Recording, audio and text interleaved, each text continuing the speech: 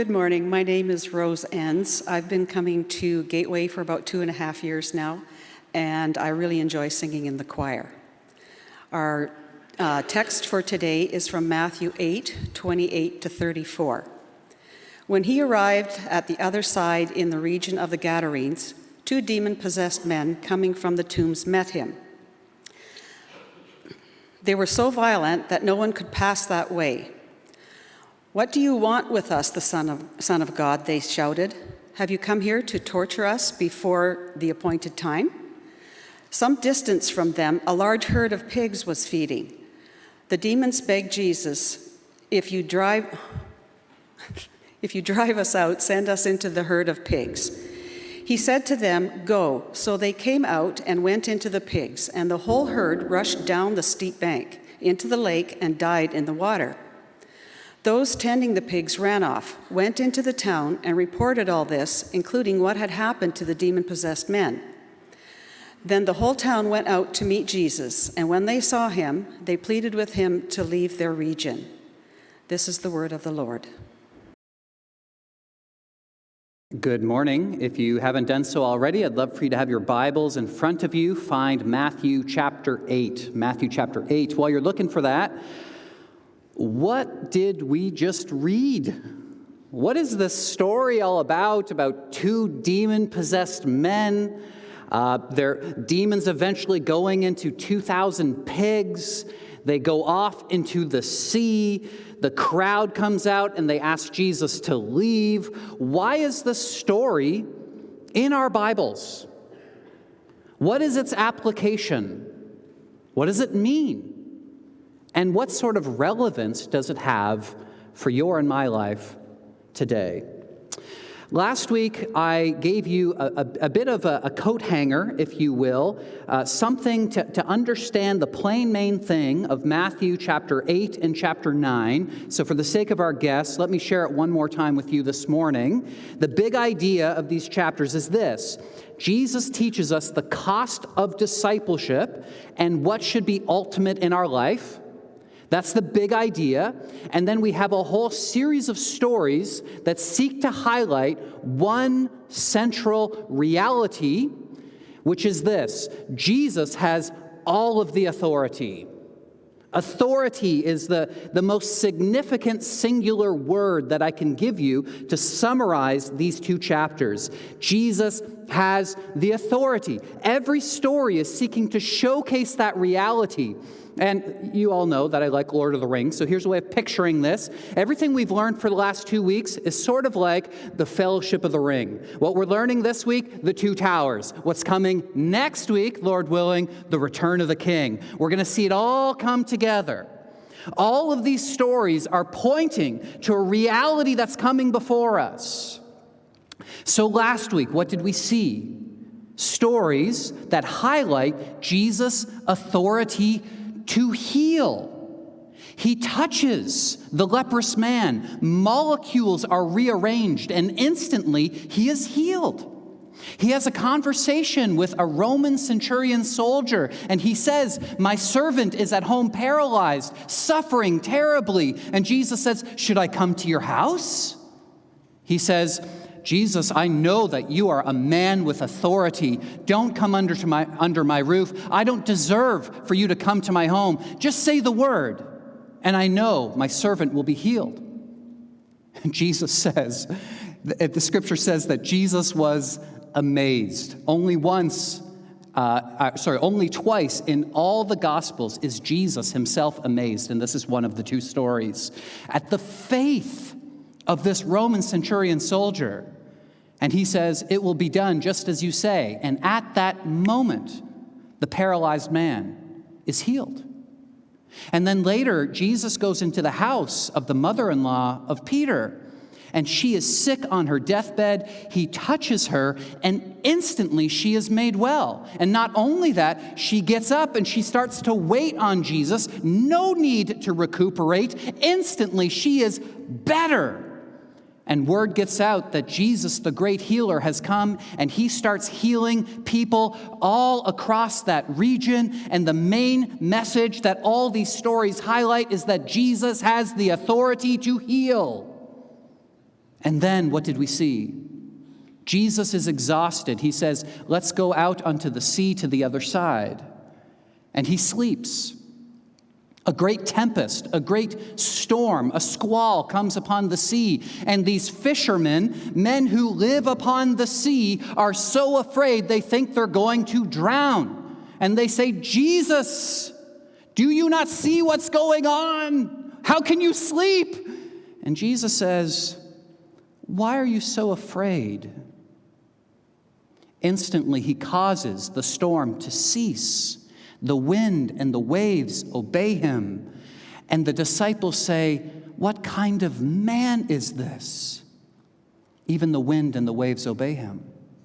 So not only does Jesus have the authority to heal, he also has authority over the natural world. And so the question that we have to ask in the midst of that is, how will I come to Jesus in the midst of that reality?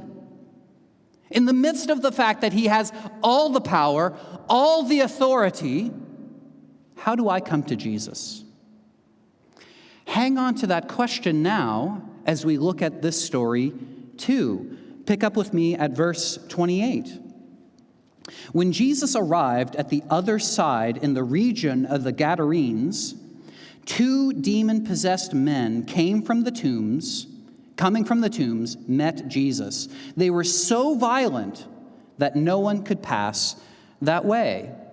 And so Jesus' disciples, they get to the other side of the lake after Jesus calms the storm, and instantly they're thrusted into the story in which Jesus is interacting with demon-possessed men.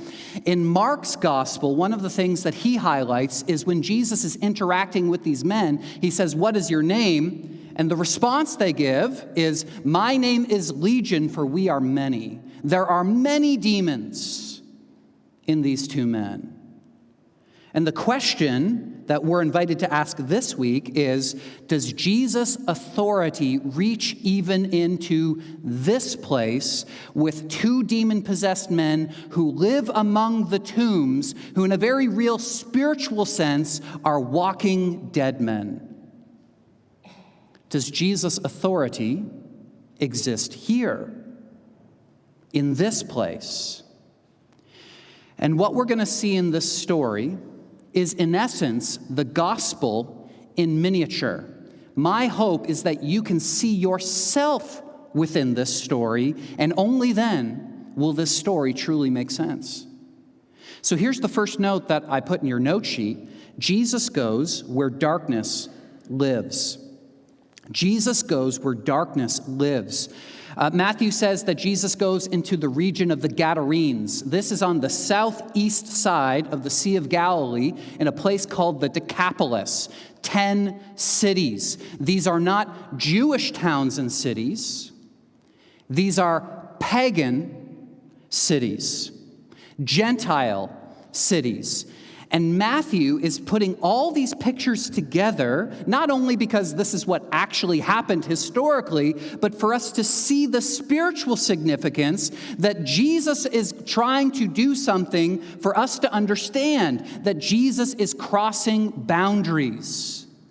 Picture this. Jesus crosses land and sea. Jesus goes into a pagan Gentile city. No good Jewish man or woman would do this. Jesus walks into the tombs, into the valley of the dead. Jewish people don't do that. Jesus confronts violent and uncontrollable, demonized men. And as we will see in just a moment, and as we heard already, eventually Jesus will interact with pigs. All of these things, any one of them, no good Jewish man or woman would do. And Jesus is going through all of them. Why? Why?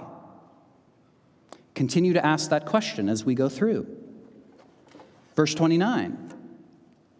"What do you want with us, Son of God?" they shouted. "Have you come here to torture us before the appointed time?" There is so much in this tiny little verse, but the first thing you have to see is this. For the last 8 chapters, Jesus has been interacting with hundreds, Thousands of people who are stumbling around trying to understand who this Jesus is. To the point where what we saw last week, Jesus calms the wind and the waves and the storm when we rehearsed. Only God can do that. Only God can calm the sea, the tempestuous primordial waters. And yet, what do the disciples ask? Do you remember? Look at your text. Verse 27, what kind of, what's the word? Help me out. What kind of man is this?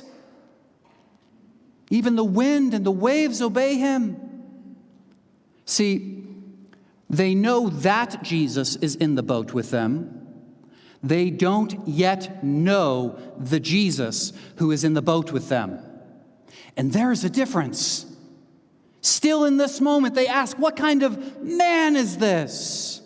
And just 2 verses later, we encounter beings who know Jesus. Hang on to your hats.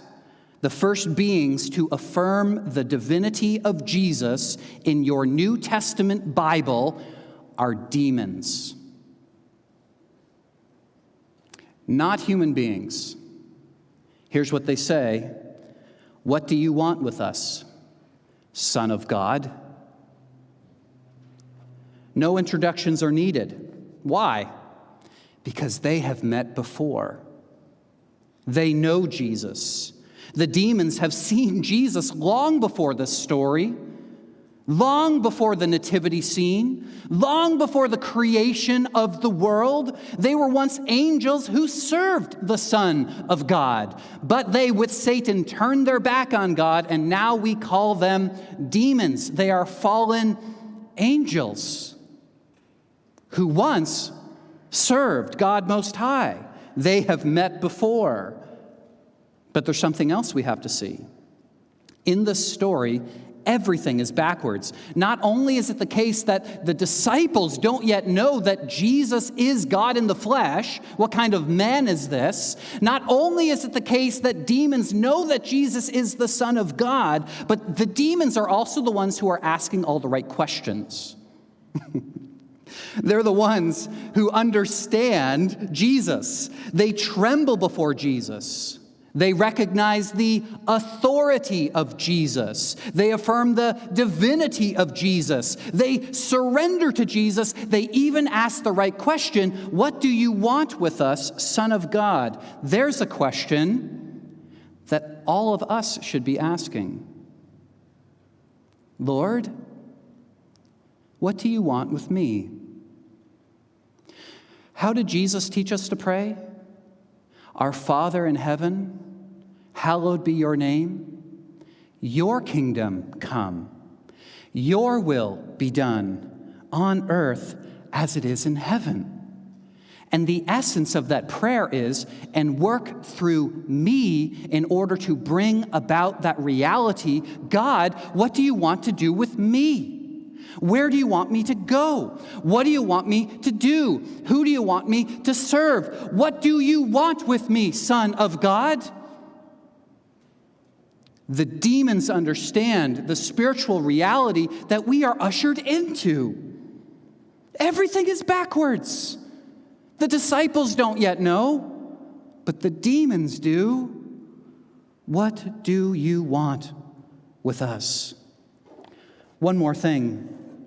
In verse 29, they understand the authority of Jesus. They surrender to Jesus. They know the right question to ask. One more thing, though. What do you want with us, Son of God? They shouted. Have you come here to torture us before the appointed time? The demons not only know who Jesus is, they not only know his authority, they even know their end. They know what is yet to come. They know the final score. They know how everything will eventually come to its final culmination at the end of all things, when God will come again and he will judge between the living and the dead. He will separate the sheep from the goats. He will gather in his covenant people. They know their end. Amazing. Amazing. And so then we see in verse 30, some distance from them, a large herd of pigs was feeding. Interesting. One thing that's important for you just to take note of here is pigs are not random livestock in this story. There is such immense spiritual significance every time a story of pigs shows up in your Bible. If you're taking notes, consider writing down Leviticus chapter 11, verse 7. This is God's strongest prohibition to the people of Israel when it comes to interacting with pigs. Or you think of Luke chapter 15, when the prodigal son, he runs off, he squanders all of his wealth. Where does he eventually land? Eating with the pigs. Or you think of the picture in Acts chapter 10, in which God tells Peter to go into the house of a Roman centurion soldier. He says, surely not. And then God comes to him in dreams, in visions, and what comes down on a blanket is in essence, a big pig. A bunch of hoofed animals come down on a sheet. And Peter says, surely not, Lord. I've never interacted with anything that is unclean. And I wonder if Peter himself is thinking about John chapter 8, except for that one time. All these pictures of pigs. And here's a question that I was pondering this past week. Why did the demons ask to go into the pigs? What's the picture? What's the theological significance of such a story? Well, I think there's at least a couple of things. The first thing we have to take note of is that demons cannot act without God's permission. I think this is a huge, huge source of comfort. I was just talking with my youngest daughter, Kate, 3 nights ago, and she was having bad dreams. And probably at one point in time, through devotions, through Bible readings, she was pondering, thinking about the power of Satan and his minions.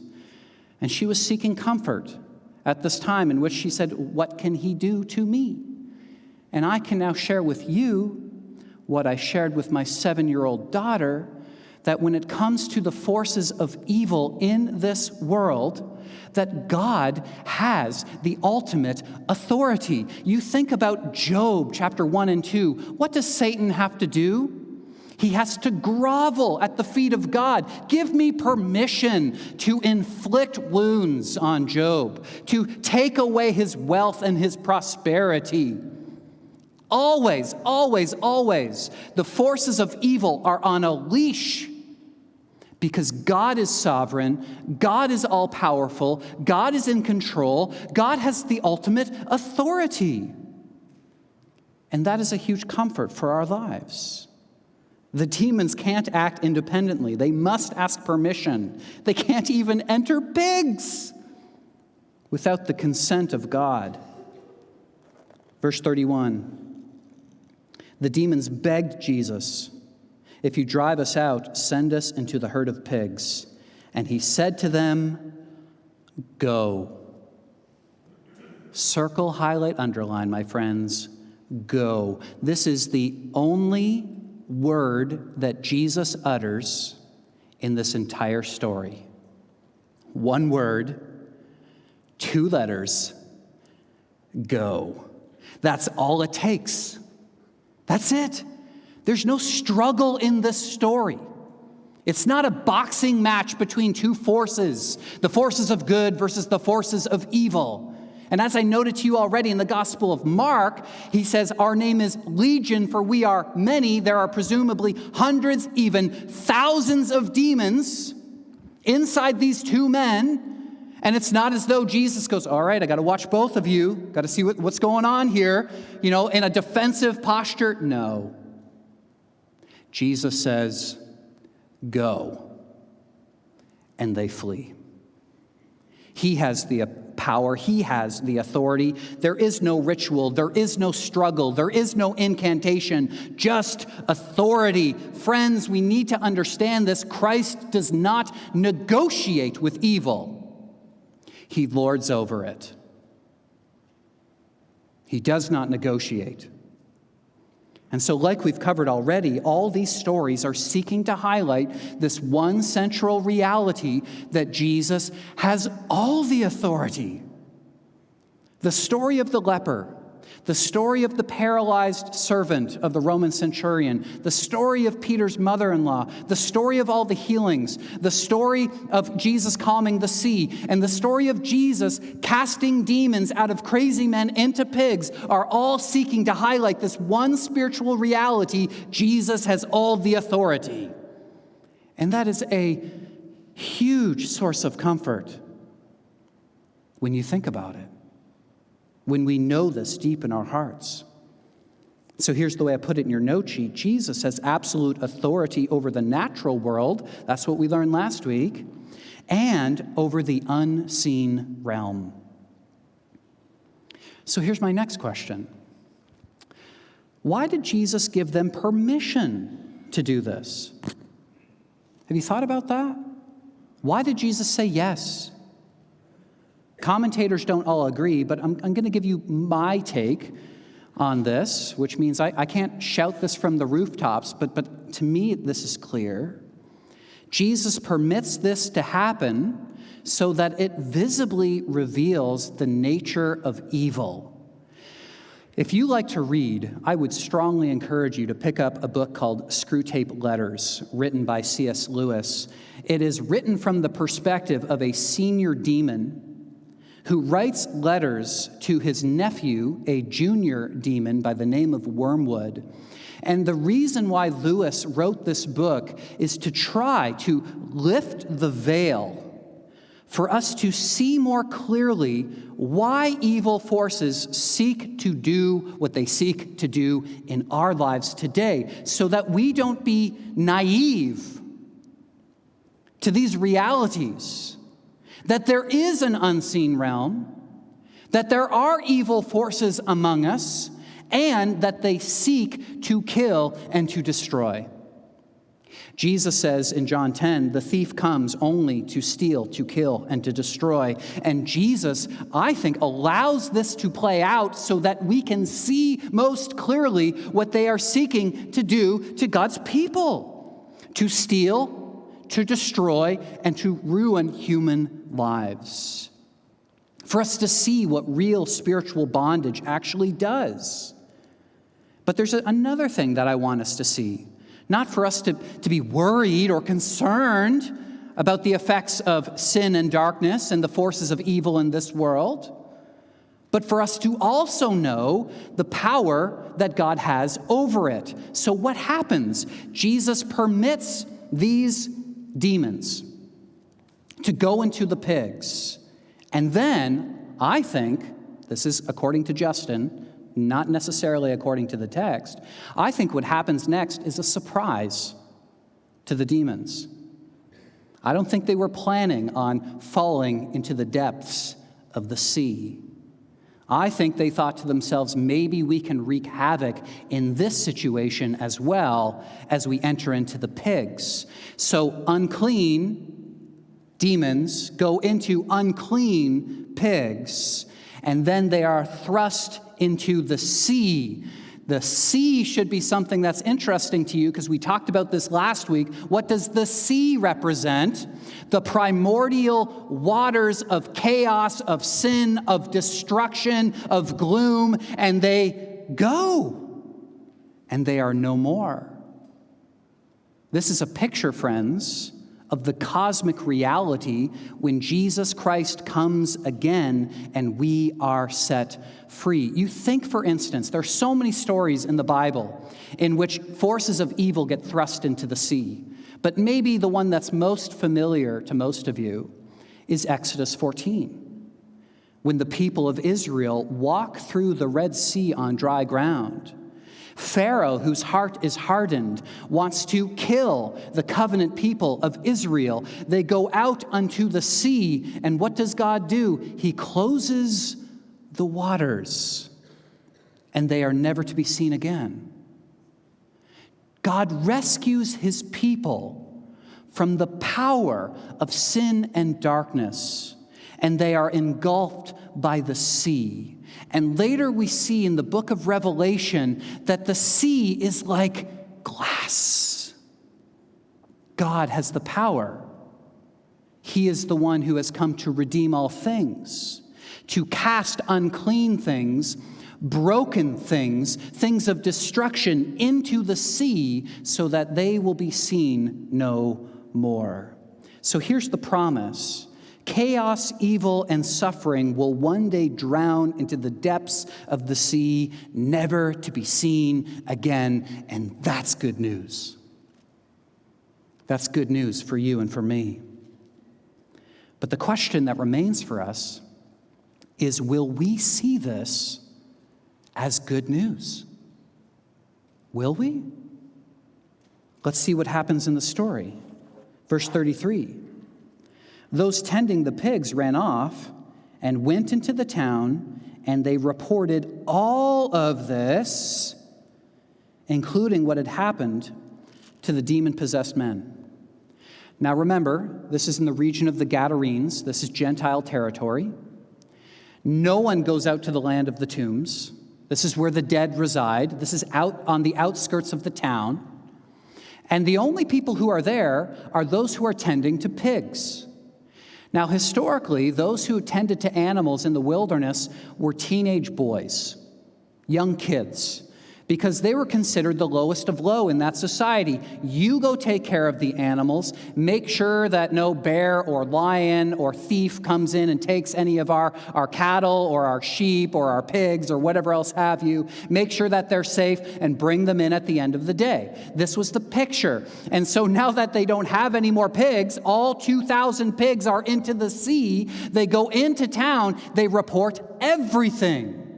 Certainly what is included in everything is, number one, all the pigs are gone. All the economic stability is gone. But also, number two, you remember those demon-possessed men? You know, Bob and Larry, the guys who were so strong that they could rip shackles apart, that they were uncontrollable, evil men who did treacherous things to our town. They are now in their sane mind, fully clothed, and saved. How will the townspeople respond? Will they, with rejoicing, go, "We worship you, Jesus. My, oh my, you took the demons and thrown them out of these two men. You saved their lives"? Nope. This is what they say. Then the whole town went out to meet Jesus, and when they saw him, they pleaded with him to leave their region. Please leave. And perhaps what is the most eerie part of the story is Jesus gets in a boat and he leaves. No protest. No, you don't understand what I came to do. Yes, I could take care of the pigs, the economic impact, all those sorts of things. I came to save these two men. He leaves. So here's what we have to see. Point number 3.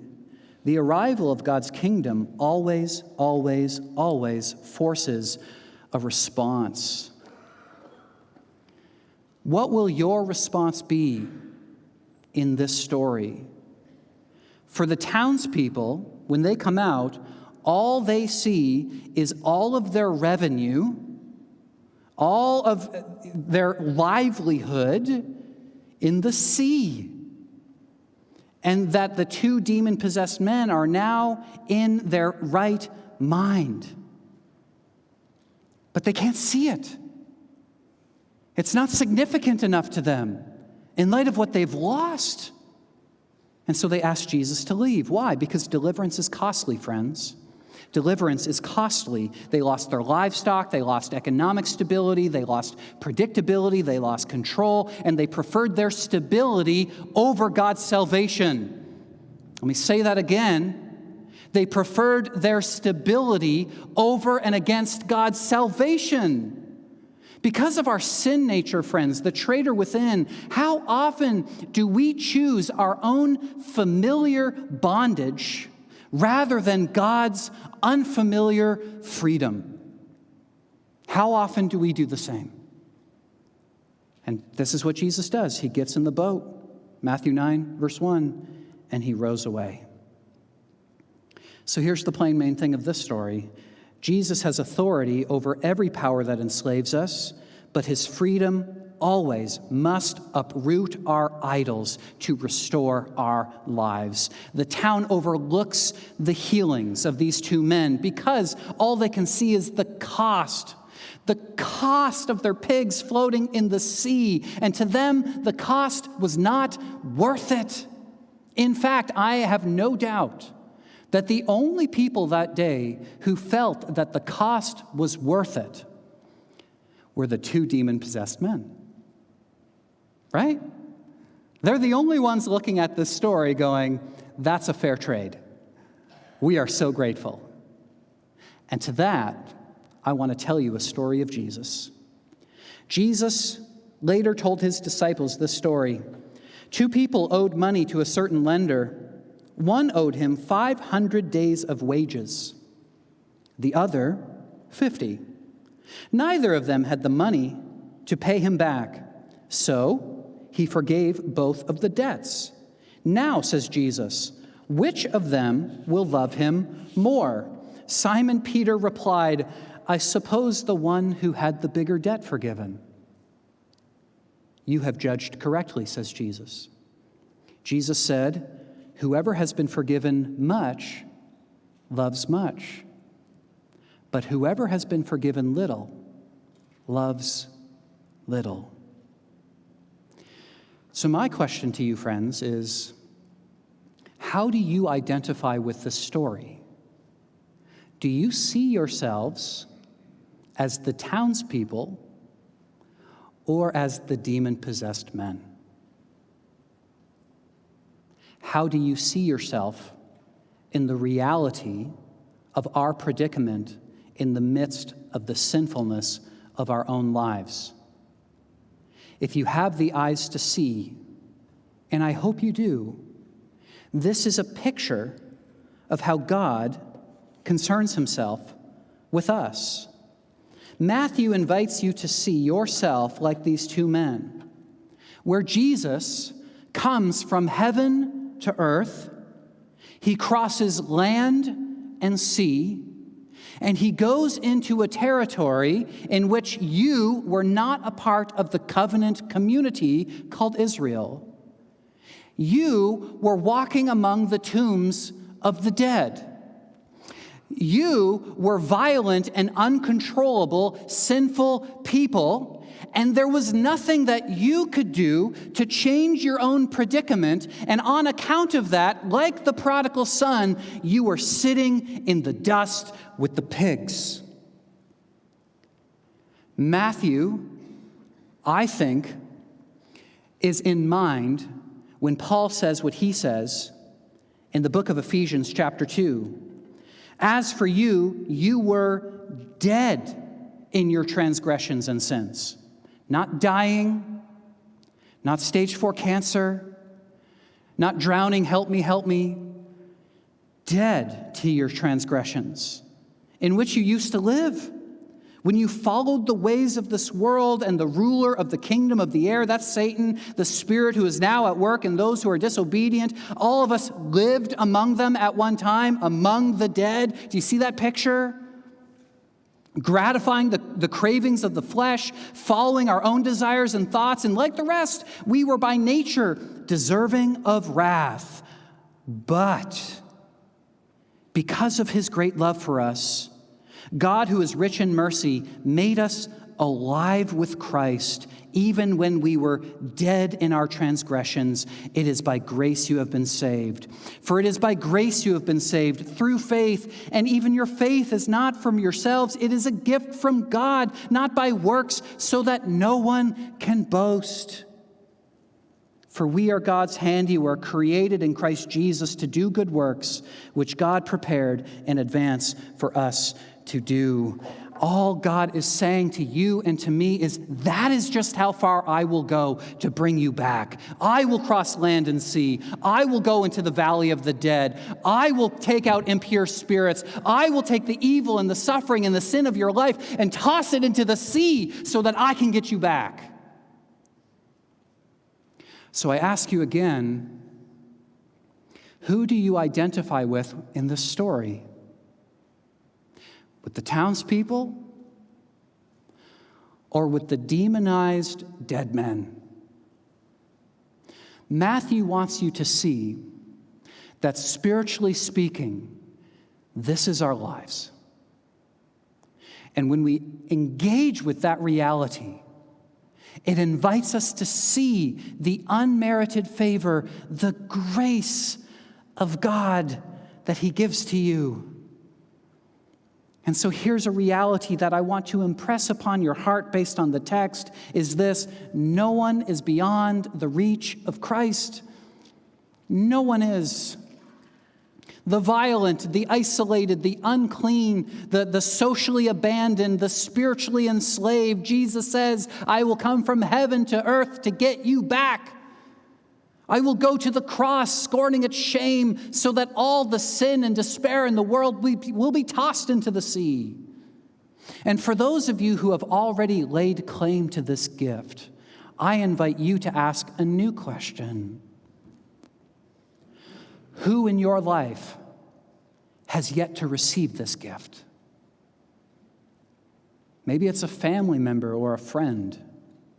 Maybe it's a coworker or a neighbor.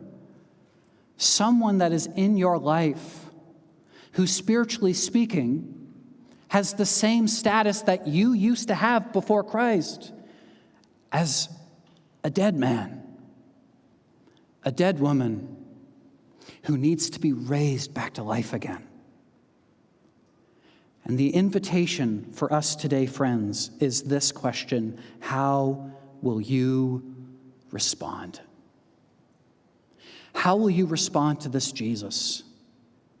The townspeople, they saw freedom and they said, please leave. We don't want what you're offering. Go away. And Jesus goes. And on that day, the only people who presumably received the gift of God were the demon-possessed men. Friends, my hope and my prayer for you is that you would see yourself in this story, that you would see that the miracle this day was that Jesus walked into a cemetery and He made dead people alive. He turned this into a place of restoration, a memorial of God's grace. And ultimately, that's what Jesus did when He went to the cross, scorning our shame so that we can be set free, so that at one point in our lives, we can say, what do you want with me, Son of God? Have you come to judge me before the appointed time? And Jesus will say to you, no, I have not. I have come to save you and to take all sin and brokenness and to throw it into the sea so that you can come again and be with me.